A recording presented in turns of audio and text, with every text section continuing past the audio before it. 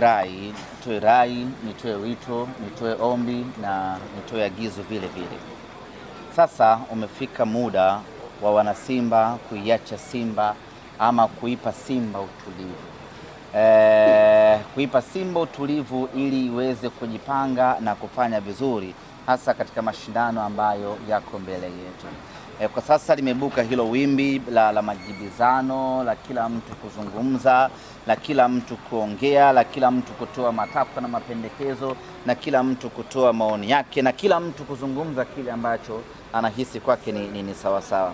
Yote haya ambayo wanazungumza, haijalishi yana uhalisia ama hayana uhalisia, lakini impact yake wanaikosesha timu yetu utulivu. Wanaifanya Simba yetu iwe na mawenge, wanaifanya Simba yetu ishindwe kutawalika. Mimi nitoe rai kuambia wana Simba kwamba tuachane mara moja na tabia hiyo, tuipe timu utulivu ili tuendelee kujipanga kuelekea katika mechi zinazokuja. Ni kweli tumefanya vibaya katika mashindano ya kimataifa, tumetolewa katika hatua ya makundi.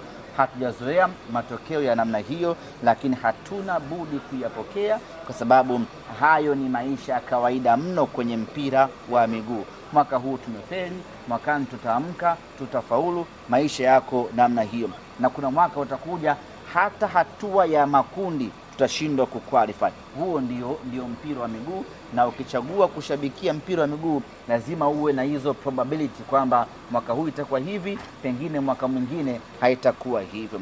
Kwa hiyo ya kawaida, lakini kwa hawa wachezaji wageni wanaona hii sio sehemu salama. Kwa walimu wetu wageni wanaona hii sio sehemu salama, sehemu ambayo ina makelele mwanzo mwisho, sehemu ambayo kila mtu anazungumza. Sasa hatuwezi kuwa na timu ya mpira wa namna hiyo. Mimi ombi langu, agizo langu na rai yangu kwa wanasimba, sasa inatosha. Tucheze mpira, tuiache timu ifanye mambo yake. Mapresi, maoni, kila kitu sasa tuyaache, timu icheze mpira. Bado tunaona nafasi kubwa ya kufanya vizuri katika mashindano ya kimataifa.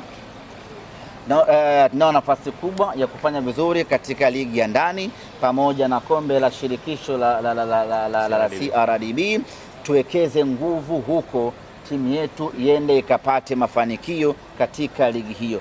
Lakini tukiwekeza nguvu kwenye na hapa hatupiganii nani bora, nani yuko sahihi. Hapa tunapigania maslahi ya Simba Sports Club, na wale wote ambao aidha wanafanya hivyo kwa kujua ama kwa kutumika, basi watambue ya kwamba anayeathirika namba moja katika vita yao hii ni Simba Sports Club. Sasa lazima wachuje kitu gani wanazungumza, lazima waangalie kitu gani wanakipeleka kwenye jamii. Na ukiangalia hizi kelele haziji kwa bahati mbaya. Hivi sasa Simba yetu imeonekana kuamka, matumaini mapya yameonekana kujengeka, wachezaji bora tumewapata, ndio makelele haya yanaibuka. Sasa haya makelele sio kama ya chura ya kwamba wanapiga tu kwa sababu mvua imenyesha. Haya makelele ukiangalia ndani yake yana mpango mkakati ndani yake. Sasa inawezekana wale wanaopigishwa hizo kelele hawajui kama wanatumika vibaya, hawajui kama walio nyuma yao wanataka kuisambaratisha Simba Sports Club, kwa sababu Simba sasa imejipata, ina wachezaji wazuri, ina timu ya sawa sawa. Kwa hiyo makelele yanaibuliwa ili Simba iendelee kusambaratika. Mimi niwaambie wana Simba ya kwamba tunapaswa kuacha mara moja mambo hayo, na kama haitoshi lazima tuwe na taasisi ambayo ina misingi yake ya kuzungumza, ina misingi yake ya kutoa taarifa, ina misingi yake ya kuwasiliana na jamii. Haiwezekani ikawa kama bwawa la Kambale, baba ndevu, shemeji ndevu, mtoto ndevu, baba nani si nani ndevu, kila mtu ndevu. Sasa haiwezekani leo presi huku, kesho presi kule, kesho kutwa presi kule. Kila mtu akiamka tu anajihisi ana mamlaka na nguvu ya kuitisha mikutano na kwenda kuizungumzia Simba Sports Club. Tuiache Simba ipate utulivu, tujijenge, twende tukashindane na kile ambacho kiko mbele yetu. Timu yetu inatupa faraja kubwa namna ambavyo imebadilika, hasa kiuchezaji, kiufundi. na kila mtu ni shahidi. Hatujapata matokeo katika mchezo jana kwa maana ushindi, lakini unaiona ile performance, unaiona tunapata sare. Huko nyuma mechi za awali ilikuwa hata kupata sare ilikuwa ni changamoto, lakini unaona tunacheza mechi dhidi ya Esperance, tunakwenda tunapata sare, baada tena yeye Esperance kuchomoa na kwenda kucheza mechi na Petro tunapata sare, kipindi cha pili timu ikiwa hai kweli kweli. Sisi kwetu ni mafanikio makubwa na inatupa mwanga ya kwamba tunakoelekea tuna nafasi kubwa na nzuri ya kufanya vizuri. Katika dirisha dogo msimu huu hakuna hata mchezaji mmoja wa kuchomelea. Wachezaji wote ambao tumewasajili dirisha dogo ni usajili wa kiwango cha hali ya juu kweli kweli, na ndio maana kwa jeuri pana tunasema kwamba kama group stage ya Champions League ingeanza hivi sasa, Mnyama alikuwa ana qualify kwenda robo finali, tena ana qualify kwa kushinda mechi zote 6.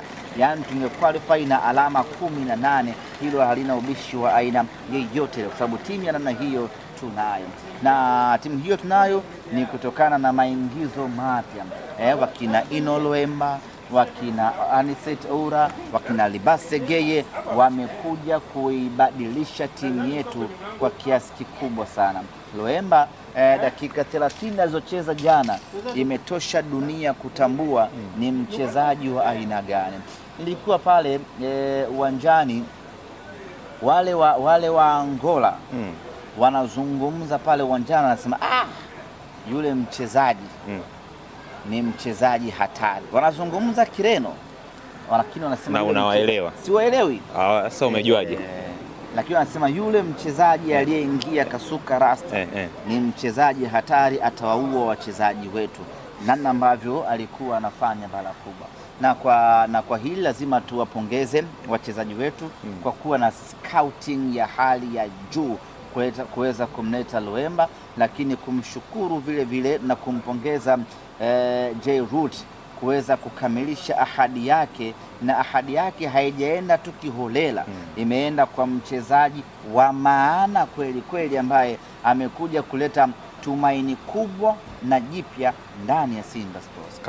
Tarehe 11 katika uwanja wa KMC kwanza na Uhurumia ya KMC watakwenda kukutana na mchezaji ambao hawajawahi kukutana naye in terms of ubora, in terms of maarifa ya mpira wa miguu. Maana yake ni kwamba wataenda kuteseka maradufu, lakini majukwaani na kwenye TV mashabiki wataenjoy kumuona Anicet, kumuona Ino Luemba. Mimi niwaite mashabiki wa Simba, unajua wachezaji wa aina ya kina Luemba tumezoea kuwaona kwenye TV wakicheza, kwa maana kwamba wakicheza huko mbalimbali Maulaya. Sasa tumekuja kumuona Luemba Mwenge, hapo Mwenge Vinyago, unamuona live Innocent Luemba. Unakaaje nyumbani kuacha kuja kupata burudani kubwa? Lakini Ino Luemba ni moja tu, kuna hatari nyingine ya kina Oura, kuna hatari nyingine ya kina Libase Geye. Simba yetu imekamilika, alafu tuna mtoto mdogo wa miaka 17 leo Chota Chama, anafanya balaa kubwa katikati ya uwanja.